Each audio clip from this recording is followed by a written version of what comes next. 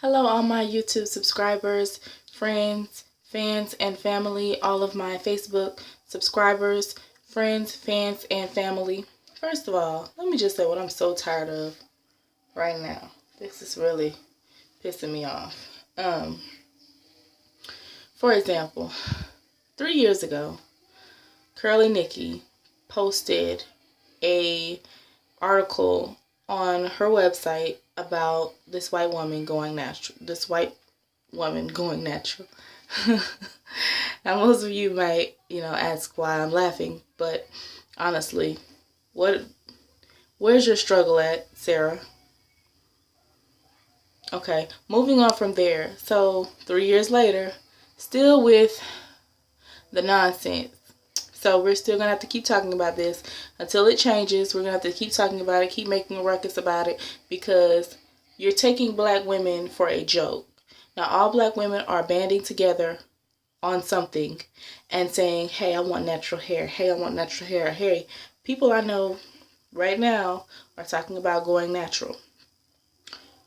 White women, this is not for you. It's not for you. The natural hair movement is not for you.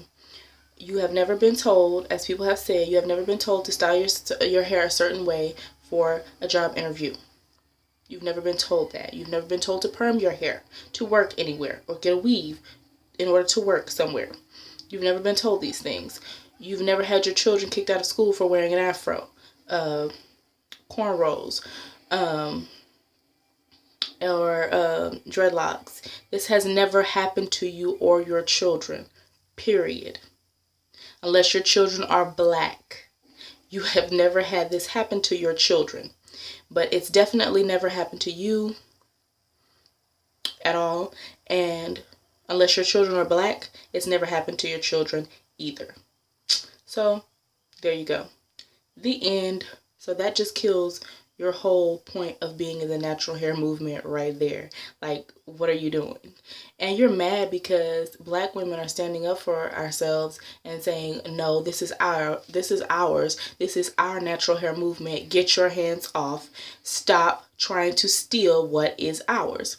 And it's like that kid, when you were in school, it's like that kid that was jealous of you, and every time you brought something to school, they had to have a little piece of it. Like, you could never have it to yourself. You always had to share with them. Like, white women saying that they are part of the natural hair movement are jealous and petty.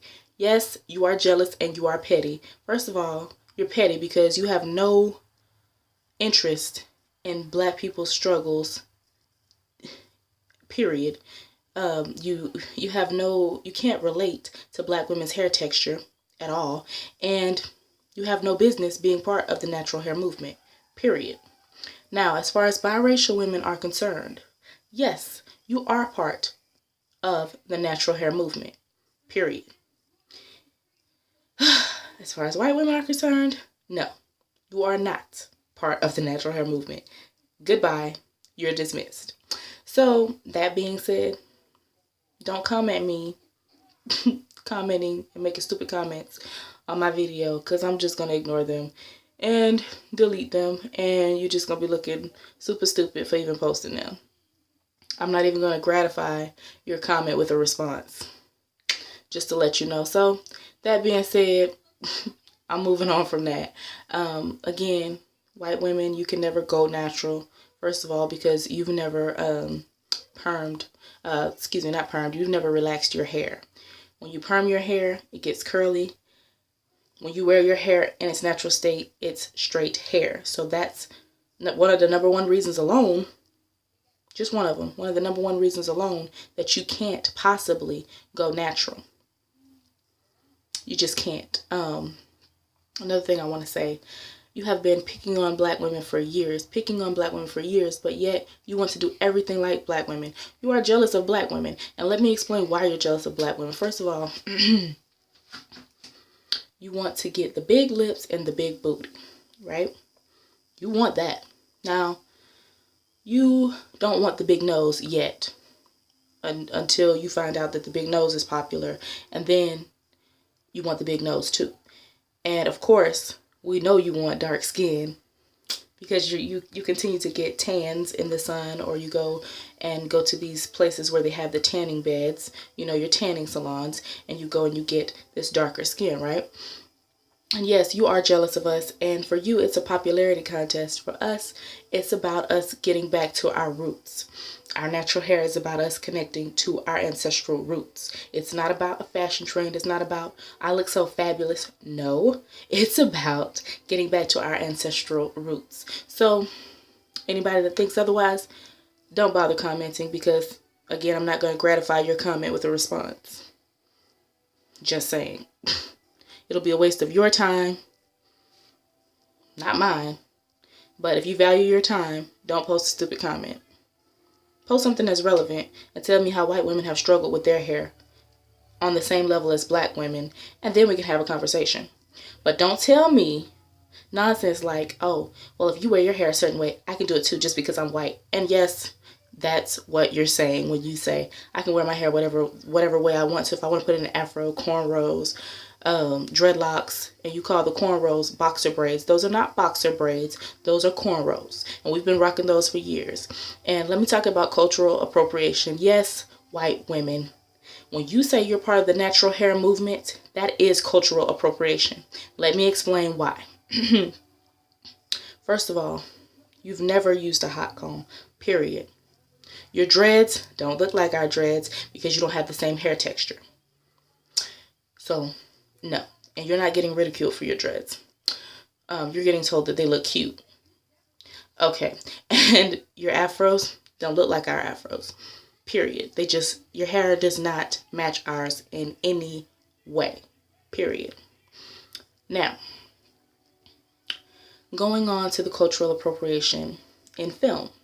When I was younger, I used to watch many, many different movies. And one movie that was very popular when I was growing up was the Pippi Longstocking movie. And I'm not that old, but Pippi Longstocking was still popular when I was growing up. And I always thought there was something a little off about Pippi, but I never did fully realize what it was.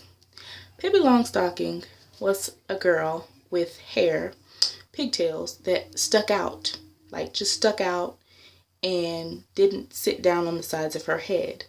Now, her hair stuck out, like if you've seen the old racist pictures, you've seen where it says pickaninny, and the little black girl has her hair sticking out. Now, you're picking on black people for doing that, but then, lo and behold, along comes this little white girl on television and in movies named Pippi Longstocking. And she has the African hair threading done to her hair. She's white. What does she know about West African traditions? You're picking on black people again. You're saying, yeah, it looks bad on you, but it looks good on me. I know it's your culture, but it looks better on me. How so? Please elaborate. Please elaborate and tell me how you stealing someone else's culture looks better on you. Stealing dreads, how does that look better on you? Stealing braids, how does that look better on you? Stealing an afro, how does that look better on you? Stealing cornrows, how does that look better on you? Stealing the natural hair movement, how does that look better on you? As white people, please elaborate. Let me know so I can shut you down, because until you can elaborate and tell me how white people's struggles and black people's struggles equate to the same thing, until you can tell me how that equals up and it means the same thing, white people's struggles and black people's struggles, that they mean the same thing, until you can tell me that they mean the same thing and show me actual evidence, meaning proof, shut your mouth. No, white women, the natural hair movement is not for you. Black women, biracial women. Yeah. Period. That being said, this video, hope you liked it. If you didn't, oh well. So, again, Hope all of you that watched will have a great day. But I promise you, I'm not going to bite my tongue when it comes to my black people, because I love my black people. And you all have a great day. Bye.